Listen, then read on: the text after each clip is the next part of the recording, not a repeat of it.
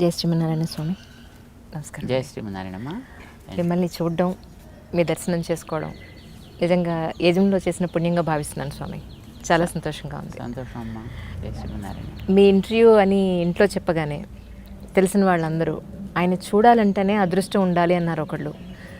ఆయన స్థలానికి వెళ్ళి మేము శంకు చక్రాలు తీసుకున్నాం, నాతో పాటు వచ్చేస్తానన్నారు. నేను అలా కాదు, ఆయన పర్మిషన్ లేనిదే నేను మీ అందరినీ తీసుకువెళ్ళలేను. సో డెఫినెట్గా నెక్స్ట్ టైము స్వామి పర్మిషన్ తీసుకుని తీసుకువెళ్తాను. నిజంగా ఈ అవకాశం ఇచ్చినందుకు ముందుగా మీకు నిజంగా చాలా రుణపడున్నాను స్వామి. చాలా రోజులుగా మీ ఇంటర్వ్యూ తీసుకోవాలి అనుకున్నప్పుడల్లా నా మనసులో మెదిలే మొట్టమొదటి క్వశ్చన్ ఏంటి అని అంటే, ప్రవచనకర్తలు చాలామంది చాలా మాట్లాడుతుండగా విన్నాను నేను, కామి కానివాడు మోక్షగామి ఎలా అవుతాడు అని చెప్పని. సో మరి మీరు సన్యాసాశ్రమాన్ని తీసుకున్నారు, మరి ఎవరు ఏది చేసినా అది మోక్షం కోసమే అంటారు కదా స్వామి. సో ఎవరు ఏది చేసినా మోక్షం అయితే, దొంగతనం చేస్తే అది కూడా మోక్షం కోసం అవ్వాలి, గ్యాంబ్లింగ్ చేసినా మోక్షం కోసం అవ్వాలి. ఎవరేది చేసినా కాదు స్వామి. తగిన పని ఏది చేసినా దానిని లక్ష్యంగా పెట్టుకుని చేసినట్లయితే అది తప్పనిసరిగా వాడికి తరించే ఒక సాధనం అవుతుంది. That becomes a means for him to get the attainment. ఇప్పుడు మీరు అన్న దాంట్లో 2 పార్ట్స్ ఉన్నాయి. అందులో కామి, మోక్షగామి. పాపం ఎవరో ప్రాస కోసం పెట్టి ఉంటారు దాన్ని, బట్ దట్స్ ఓకే. కామి అంటే కోరిక కలవాడు అని అర్థం, కోరుకునేవాడు అని అర్థం. మోక్షం అనే దానిని నిర్వచించడాన్ని బట్టి ఇప్పుడు ఇవన్నీ ఉంటాయి. ఇప్పుడు బేసికలీ మోక్షము అని అంటే చాలామంది చచ్చిపోయి పోవడము, ఇది ఒక భావన జనరల్గా మనుషుల్లో ఉండేది. దాని మీద రకరకాల ఆలోచన ధోరణులు ఉన్నాయనుకోండి. సరే, ఇప్పుడు అవన్నీ అలా పెట్టినా మోక్షము అని అంటే విడుదల అని అర్థం. అయితే ఈ విడుదల అనేది దేని నుంచి? స్ట్రెస్ నుంచి విడుదల కావాలి, ఏదో కాస్త సుఖంలోకి వెళ్ళాలి. ఇది కొంతమంది సామాన్యుల యొక్క ఐడియా. కానీ సామాన్యంగా ఇప్పుడు ఈ మోక్షం అనేటువంటి మాట దేనికోసం మనం వాడతాం? ఏది అల్టిమేటో, దేనికంటే ఇక పొందాల్సింది పైన మరేం ఉండదు. సో దానికి మనం దీన్ని మోక్షం అని పెట్టుకున్నట్టయితే అలాంటిది limitless Joy are A kind of state of bliss అని ఒకవేళ మనం అనుకున్నట్టయితే, అలాంటి అంతం లేని అనంతమైనటువంటి ఆనందం ఇప్పుడు మనకి రావటల్లా. అప్పుడప్పుడు కొద్ది కొద్దిగా ఆనందాలు వస్తున్నాయి మనకు కూడాను. వేసవికాలంలో ఐస్ క్రీమ్ తింటే ఆనందం, నదిలో దూకితే ఆనందం, శీతాకాలంలో వేణీళ్ళు పోసుకుంటే ఆనందం. ఒక తాత్కాలికంగా శారీరకంగా కలిగేటటువంటి సుఖాల కోసం మనం తాపత్రయపడుతున్నాం యూజువల్లీ. కానీ శరీరం అనేది మనం ఎంత చేసినా అదేం ఉండలేదు. ఇప్పుడు ఒకసారి అది పోతోంది, ఒకసారి రోగాల పాలవుతోంది, ఒకసారి ఏడిపిస్తోంది, అప్పుడప్పుడు అనుకూలంగా కూడా ఉంటుంది. కానీ but most of the times it's creating lot of pain. But either pain or Joy, ఇది వచ్చేది ఎవరికి? మనిషికి ఏంటంటే, మనిషికి కాదు, నాకు. ఓహో, మనిషి ఈజ్ ఒక స్పేషీస్, ఇది ఒక ప్రాణి. బట్ ఇలాంటి ప్రాణులు కోకోలలు ఉన్నాయి కదా, జంతువులు ఉన్నాయి, పక్షులు ఉన్నాయి, క్రిములు ఉన్నాయి, కీటకాలు ఉన్నాయి. ఓకే. సో ఇవన్నీ కూడా ప్రాణులే. అందులో కొంచెం అతి తెలివి కలిగిన ప్రాణి మనిషి, అన్నిటిని పాడు చేసే ప్రాణి కూడా మనిషి. మిగతా వాటి మానాన బతుకుతాయి, వీడన్నిటినీ పాడు చేస్తాడు. తెలివి ఉన్నటువంటి ప్రాణి, తెలివి వాడగలిగిన ప్రాణి కూడా. అంతవరకు మనం తీసుకుంటే ఈ శరీరాన్ని నాది అని వాడుకునేవాడెవడో ఒకడున్నాడు లోపల. సో మనం వాడిని ఆత్మ అంటామని మనకి స్క్రిప్చర్స్ చెప్తున్నాయి. సరే, ఎవడో నేను అని అయితే అంటున్నాడు కదా, ఆ నేనుకి సుఖం కావాలి. ఇప్పుడు శరీరానికి సుఖం కాదు, నాకు సుఖం కావాలి. ఇప్పుడు వ్యాపారం చేసేటటువంటి వాడిని ఐటీ వాడు దాడి చేసాడు అనుకోండి, వాడిని ఏసీ రూమ్లోనే కూర్చోబెడతాడు, కానీ వీడి చెమటలు పడుతుంటాయి వీడికి. అయితే శరీరానికి సుఖం కాదు వాడు కోరుకునేది, నాకు సుఖం కావాలి. వాడికి టెన్షన్ కలిగింది కనుకనే శరీరం వాడికి కంఫర్టబుల్గా మంచి సోఫా వేసి ఏసీ వేసి కూర్చోబెట్టినా వాడు చెమటలు కారుతూ ఉంటాయి, వాడు తుడుచుకుంటూ ఉంటాడు. ఈ నేను అనేటటువంటిది ఇప్పుడు ఇక్కడికి వచ్చి ఎన్నో రకాలైనటువంటి కండిషన్స్కి లోపడి బతుకుతోంది. మనిషి అనండి, జంతువు అనండి, పక్షి అనండి, మరొకటి అనండి, ఎన్నో రకాలైనటువంటి హద్దులు ఉన్నాయి. ఇప్పుడు ఆ హద్దుల్లోనే ఇది చేసేటటువంటి కార్యక్రమాలన్నీ సాగుతున్నాయి. ఆ హద్దులు ఏర్పడటానికి కారణం ఒకటి చెప్పారు మన వాళ్ళు శాస్త్రాల్లో, దాని పేరు కర్మ అన్నారు. దాన్ని ఈ కర్మ అనేదే వీడికి ఒక బాండేజ్, ఒక బంధం వీడికి. ఈ కర్మ అనే బంధం ఉన్నంత వరకు ఈ శరీరం పోతే ఇంకో శరీరం వస్తుంది, అది పోతే మరొకటి వస్తుంది. గోడలోంచి మొక్కలు మొలిచినప్పుడు దాన్ని మనం పైన కట్ చేస్తే ఇంకొక బ్రాంచ్ వస్తుంది, అది కట్ చేస్తే మరో బ్రాంచ్ వస్తుంది, ఆ వెనకాతలు ఉండేటువంటి ఆ రూట్ తీనంత వరకు కూడా. ఇప్పుడు ఈ శరీరాలనేవి రావడానికి కారణం ఈజ్ కర్మ. ఆ కర్మతోటి నాకు ఏర్పడ్డ ఒక బంధం. ఈ కర్మబంధం వల్లనే కొన్ని సుఖాలు వస్తున్నాయి, కొన్ని దుఃఖాలు వస్తున్నాయి, కొన్ని ప్యాసివ్గా ఉంటున్నాయి. మానవ శరీరం వస్తుంది, ఇంకో శరీరం వస్తుంది, మరో రకరకాల శరీరాలు వస్తున్నాయి. బట్ నేనేం కోరుకుంటా? ఏదో కోరిక ఉండాలి కదా నాకు కూడా. కోరికకి కామము అని పేరు. ఓకే, కోరిక కలవాడు కామి, గుణం కలవాడు గుణి, బుద్ధి కలవాడు బుద్ధి, ధనం కలవాడు ధని, రైట్? కామం కలవాడు కామి. కామం అంటే కోరిక. దేంట్లో నీకు కోరిక? నాకు తాత్కాలికంగా శరీరాన్ని కంఫర్ట్ కలిగించడంలో కోరిక, మనస్సుకి కంఫర్ట్ కలిగించడంలో కోరిక. మనస్సు కంఫర్ట్గా ఉంటుంది, వాడికి శరీరంలో రోగాలున్నా వాడు దాన్ని బేర్ చేయగలుగుతాడు వాడు కదా. మనస్సుకి ఒక రకమైనటువంటి సౌకర్యం కలిగించాడు వాడు కనుక. సో కొందరు బుద్ధికి సౌకర్యం కలిగిస్తారు, రైట్? ఒక్కొక్కరు ఒక్కొక్క రకమైన కంఫర్ట్. బట్ అల్టిమేట్లీ మనం కోరుకోవలసినటువంటి కంఫర్ట్ దేనికి? మనస్సుకి కంఫర్ట్ కలిగినా శరీరం పోతుంది, బుద్ధికి కంఫర్ట్ కలిగినా శరీరం పోతుంది, శరీరం పోయినా ఇంకో శరీరం వస్తుంది. Because you did not find the root cause which you call as కర్మ.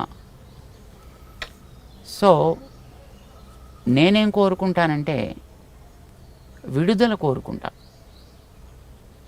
ఎండలోంచి విడుదల ఏసీ రూమ్లోకి వస్తే, మంచులోంచి ఎండలోకి వస్తే విడుదల. నీళ్లలో మునిగిపోతుండేవాడికి ఎవడైనా పిలక పట్టుకుని బయట వేసేస్తే వాడికి విడుదల. జైల్లో ఉండేవాడికి అందులోంచి బయటికి తెస్తే వాడికి విడుదల. విడుదల కోరుకుంటాడు ప్రతివాడు కూడా ఉన్న స్థితిలోంచి.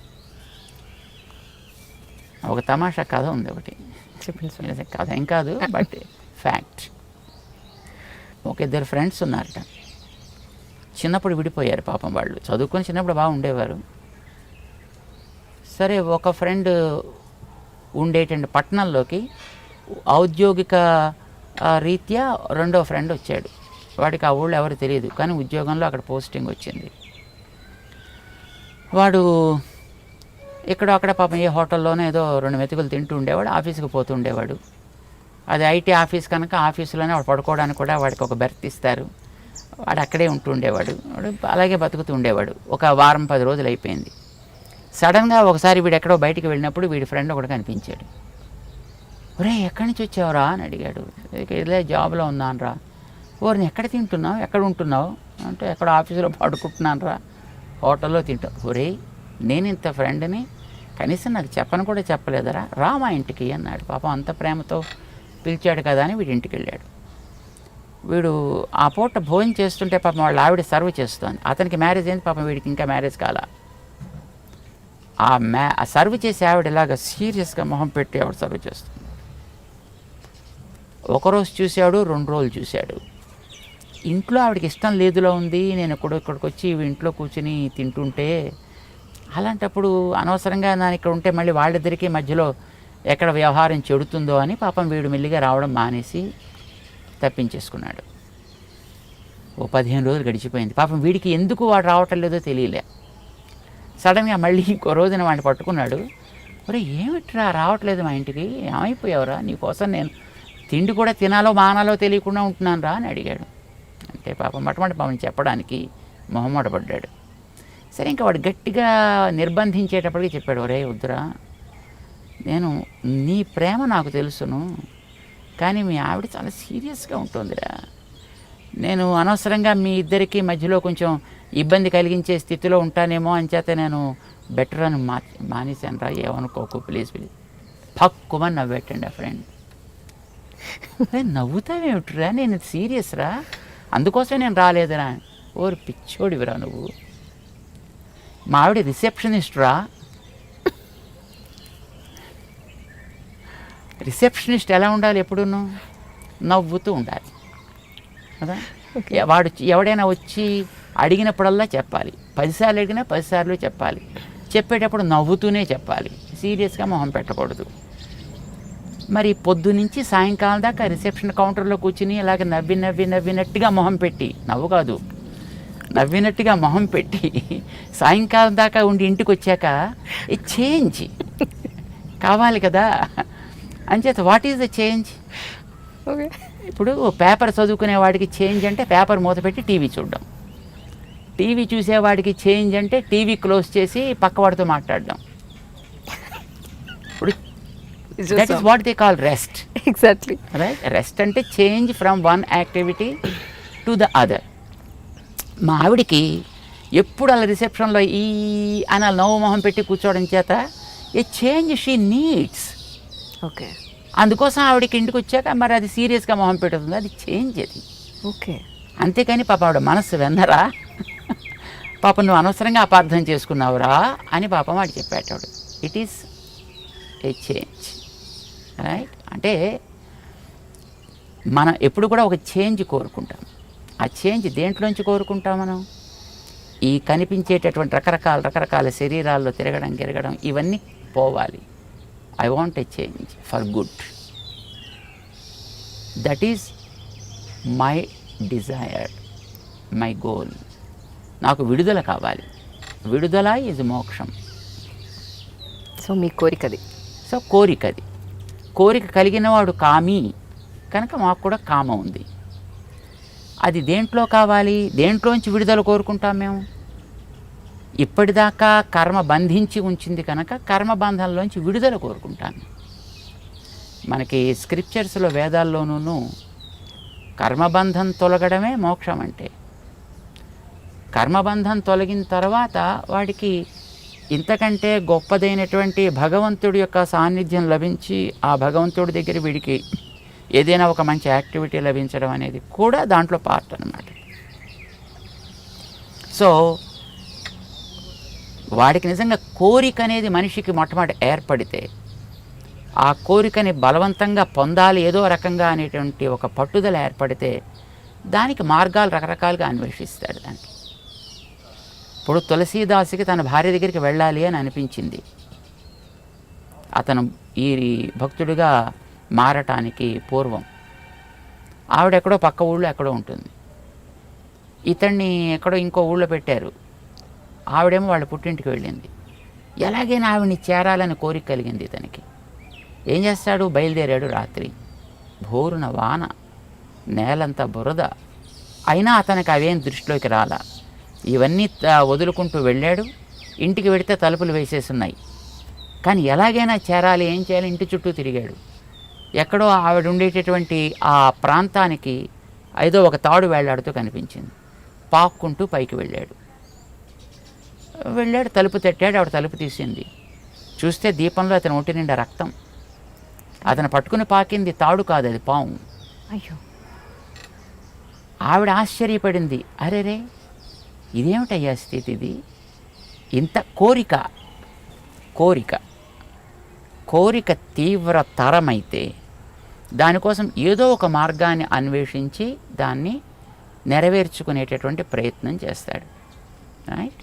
సో కోరిక అనేది నీకు శారీరకమా, మానసికమా, బౌద్ధికమా, లేదా ఆత్మపరమా, ఇది మనకి తెలుసుకోగలిగితే అందులో వాడికి తీవ్రతర కృషిని వాడు సాగించి దాన్ని పొందే ప్రయత్నం చేస్తాడు. సో మోక్షం అనేటటువంటి దాన్ని మనం ఎక్కడికి లిమిట్ చేస్తాం అనేది ముందర మనం అర్థం చేసుకోవాలి.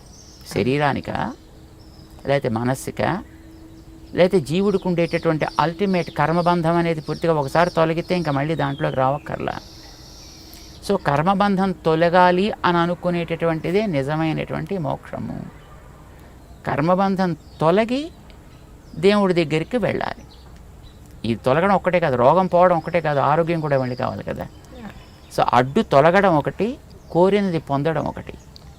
సో ఇవి రెండు మోక్షము అని అనుకుంటే దాని యందు నీకు తీవ్రమైన కామమే లేకపోతే దానికోసం నువ్వు ప్రయత్నం చేసేటటువంటిది ఏమీ ఉండనే వస్తే వచ్చే, పోతే పాయ్. That never makes anybody to attain anything. అంచేత ఆ కామము తీవ్రతరం అయినప్పుడే వీడు కోరుకున్నటువంటి మోక్షంలోకి వీడు గామి అందులో వెళ్ళగలుగుతాడు, పయనం చేయగలుగుతాడు. పయనం చేస్తే ఈవేళ కాకపోవచ్చును, ఇమీడియట్గా పొందలేకపోవచ్చును. చంద్రుడి మీదకి వెళ్ళాలని చేసినటువంటి ప్రయత్నం అమెరికా వాడికి 10 ఏళ్ళు పట్టింది, బట్ వెళ్ళాడు. అట్లాగా వీడు చేసేటువంటి ప్రయత్నం యొక్క తీవ్రతని బట్టి ఏదో ఒకనాటికి తప్పకుండా వీడు కూడా ఆ పొందదలుచుకున్నటువంటి ఇటర్నల్ బ్లిస్ అని అంటారు దాన్ని కదా, ఇటర్నల్ స్టేట్ ఆఫ్ బ్లిస్, దాన్ని పొందడానికి అవకాశం ఉంది. కనుక కామి కానివాడు మోక్షగామి కాలేడు. నా ప్రశ్నకు సమాధానం దొరికింది స్వామి.